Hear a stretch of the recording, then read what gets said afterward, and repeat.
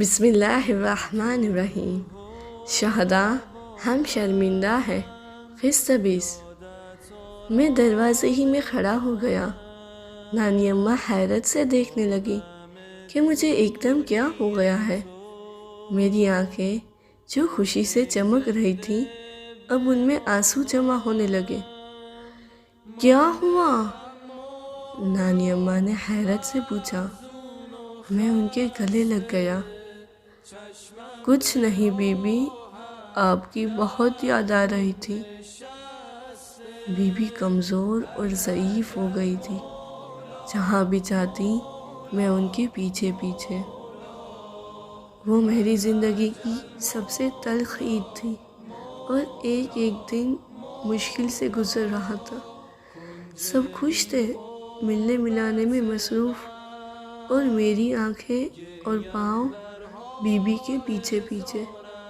جو احساس مجھے ہو رہا تھا اور جو میرے دل سے آواز آ رہی تھی، میرا دل نہیں کر رہا تھا یقین کروں۔ عید کے دن ختم ہو رہے تھے اور آخرکار 11واں دن بھی گزر گیا اور واپسی کا وقت آ گیا۔ ابو نے 2-3 بار مجھے ڈانٹا۔ کتنی بار بولا ہے گاڑی میں چیزیں کیوں نہیں رکھ رہے ہو؟ لیکن میرے پاؤں واپسی کا ساتھ نہیں دے رہے تھے۔ تمام مدت آنکھوں میں آنسو۔ ابو خوب مذاق اڑا رہے تھے۔ تمہیں کیا ہوا؟ بہت بڑے بنتے ہو، بچوں کی طرح رو رہے ہو۔ واپس تو آ گیا لیکن اب بھی دل وہیں تھا۔ امتحانات ختم ہونے کا انتظار کر رہا تھا کہ واپس مشہد جا سکوں۔ ہر ہفتہ فون کرتا اور بی بی کا حال چال پوچھتا۔ آخرکار امتحان ختم ہو گئے اور نتائج آ گئے۔ آہستہ آہستہ بی بی کے لیے سب میرے جیسے احساسات سے دوچار ہونے لگے۔ اب سب کو بی بی کی بیماری اور ضعف کا پتہ لگنے لگا تھا۔ اس دن ماموں نے امی کو اکیلے میں بات کرنے کے لیے کمرے میں بلایا۔ ہم بی بی کو ڈاکٹر کے پاس لے کر گئے، سارا چیک اپ کروایا ہے، رسولی ہے، بہت بڑی ہے اور کینسر بن گئی ہے۔ اب انتظار کر رہے ہیں کہ ڈاکٹر کیا کہتے ہیں۔ میں وہاں کونے میں کچھ کر رہا تھا۔ انہیں علم نہ تھا کہ میں کمرے میں ہوں۔ میں وہیں زمین پر بیٹھ گیا، دل ڈوب گیا۔ وہیں کونے میں بیٹھ کر خوب رونے لگا۔ ڈاکٹروں کا جواب بھی آ گیا۔ کینسر بڑھ چکا تھا۔ انہوں نے فیصلہ کیا کہ اسے نہ چھیڑا جائے۔ اگر سرجری کریں گے تو کینسر سے زیادہ انہیں علاج کی تکلیف اٹھانی پڑے گی۔ کینسر بھی تیزی سے پھیل رہا تھا، کچھ نہیں کہا جا سکتا تھا۔ امی کی حالت بہت خراب تھی۔ سب بہن بھائی اکٹھا ہوئے۔ انہوں نے سارے بچے کو خالہ کے گھر بھیج دیا تاکہ آرام سے کچھ سوچ سکے۔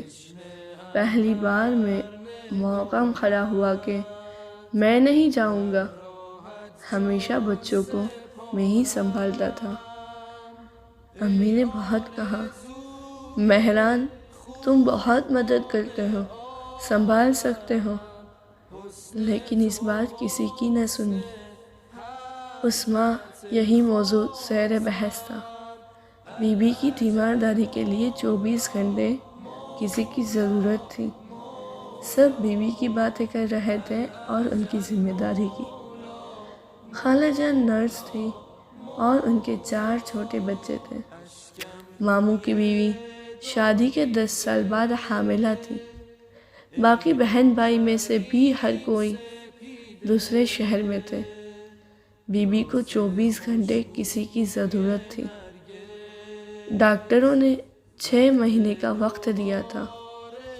سب بہن بھائی اپنی زندگی کو بھول کر بی بی کے گرد تھے اور سب ان کا خیال رکھ رہے تھے۔ لیکن زندگی کی شرائط ایک بڑی حقیقت ہے۔ سب ہی مسائل سے دوچار ہو رہے تھے۔ سب آپس میں بحث کر رہے تھے اور اپنی اپنی مشکلات کا ذکر بھی کر رہے تھے۔ بحث کا نتیجہ نہ نکلا اور سب ادھر ادھر ہو گئے۔ ماموں کو گھر واپس جانا پڑا کہ اپنی بیوی کو ہسپتال لے جائے۔ میں نے امی کو علیحدہ کیا اور بولا، امی، میں یہ 6 ماہ بی بی کے پاس رہوں گا۔